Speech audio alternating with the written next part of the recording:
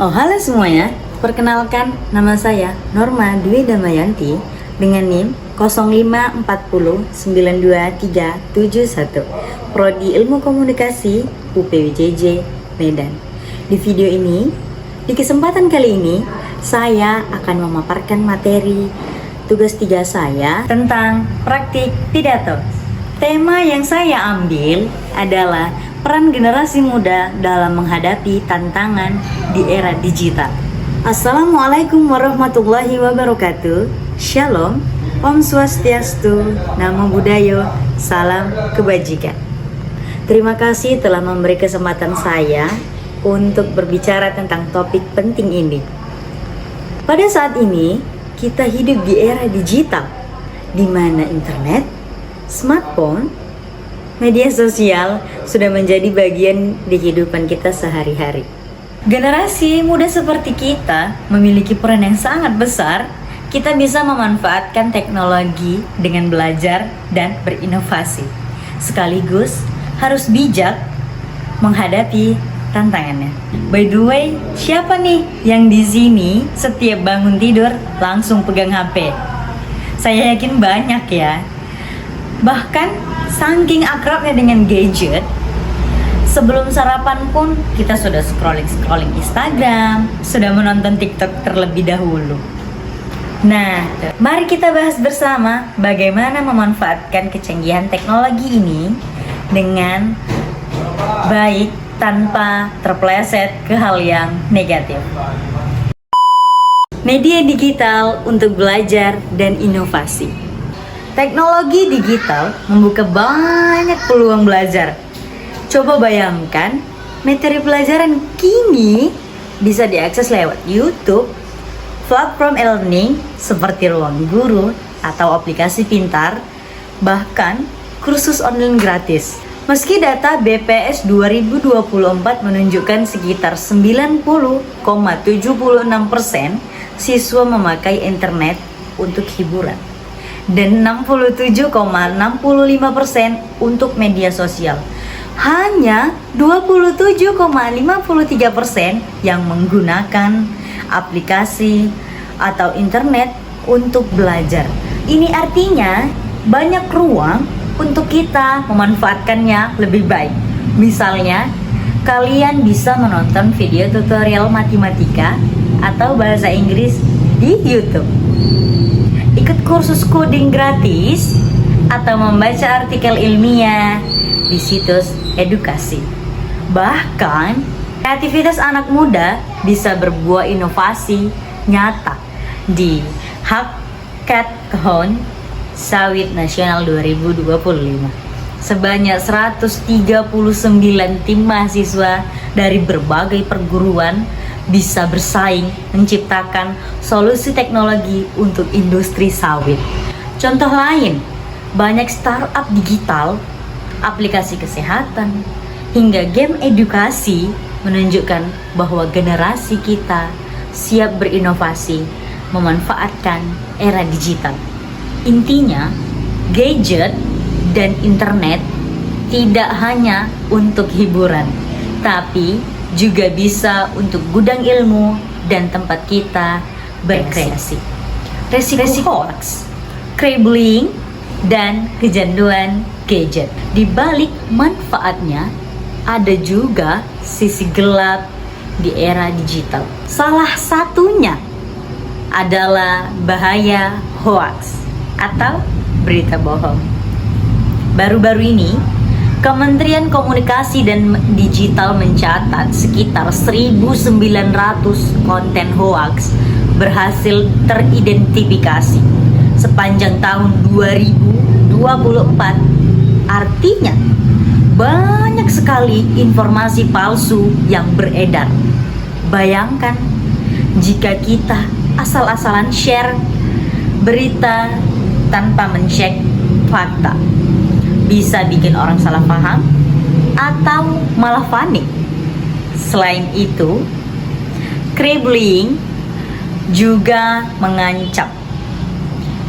UNICEF pernah melaporkan bahwa 45% anak dan remaja di Indonesia pernah mengalami perundungan di berbagai lingkungan, bahkan di dunia maya. Misalnya, ada yang mengirim foto atau ejekan tanpa izin, atau bisa juga dihina dalam kolom komentar. Dampaknya bisa sangat besar bagi korban bullying. Sama seperti korban cyberbullying di dunia nyata. Terakhir, jangan lupa kecanduan gadget. Data BKKBN menunjukkan 34% remaja merasa kesepian gara-gara terlalu sering main HP. Rata-rata pelajar SMA bahkan menggunakan ponsel 7-8 jam per hari. Bayangkan, daripada mengobrol langsung dengan keluarga maupun teman, kita sendiri lebih asik dengan kecanduan layar gadget. Hal seperti ini bisa membuat komunikasi sosial turun, membuat kesehatan mental terganggu.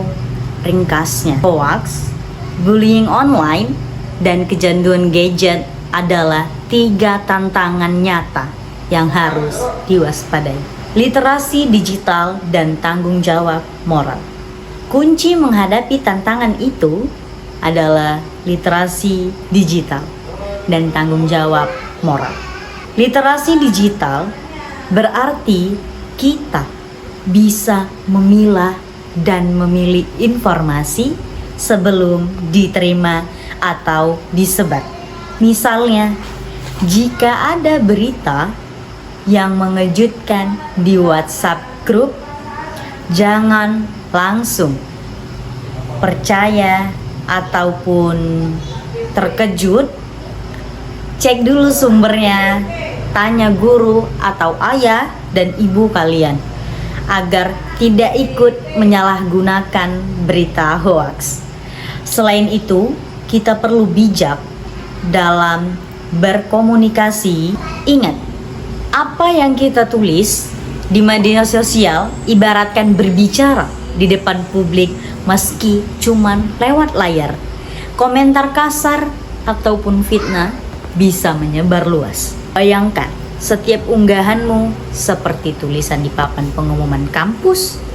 Kalau isinya negatif, orang lain bisa salah menilai. Generasi muda harus menjadi penentu arah budaya digital.